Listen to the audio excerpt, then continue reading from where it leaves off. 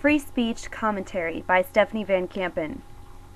I've heard it said, stand for nothing, and you'll fall for everything. The Canadian Charter of Rights and Freedoms guarantees each of us free speech. But how free are we to stand against the norm, to advertise an unpopular opinion, or be simply controversial? What is it about conflict that is so scary? We boast of living in a free and open society, but many of our private advertising rules prohibit such discussion. Most recently, the pro-life organization New Brunswick Right to Life was refused a chance to advertise in Fredericton City bus stops. The ad they proposed was of a pregnant mother and an illustration of a child inside her. It read, "Abortion, have we gone too far?" The city said its policy is to prohibit any controversial advertisements. Mayor Brad Woodside defended the decision, saying, "We don't want to bring that divisiveness to a public space where people are coming to wait for a bus." He added that the city would have turned down a pro-abortion ad as well. Stay away from controversy.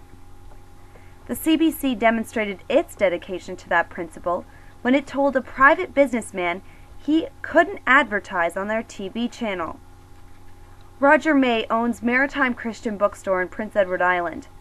He wanted to air an ad that included the phrase, "What goes in the mind comes out in life."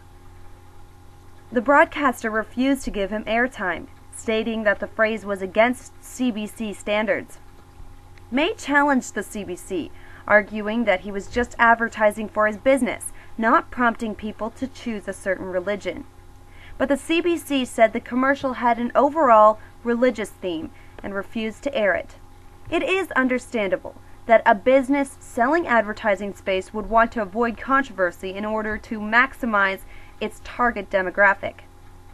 But we need to ask ourselves, is a restrictive policy better than an open one? Wouldn't a larger audience be drawn to a business with an open attitude, one in which anyone would be free to pay for airtime? Is it really fair that in a country like Canada, some businesses are allowed to buy advertising space on trains and buses and on the radio and television, while others are considered too controversial for Canadians to be exposed to? What would happen if we allowed any and everyone to get their message out, regardless of the content of that message? Everyone should have the right to defend and promote their opinions, as long as they are legal.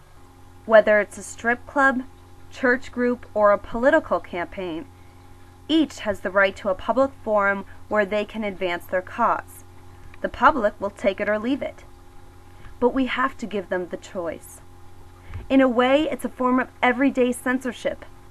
Businesses and governments deciding what Canadians should and should not hear and see. We need to have faith in the public's intelligence, that people can choose right from wrong, and should, at the very least, be given a choice. For Stew Journalism, I'm Stephanie Van Kampen.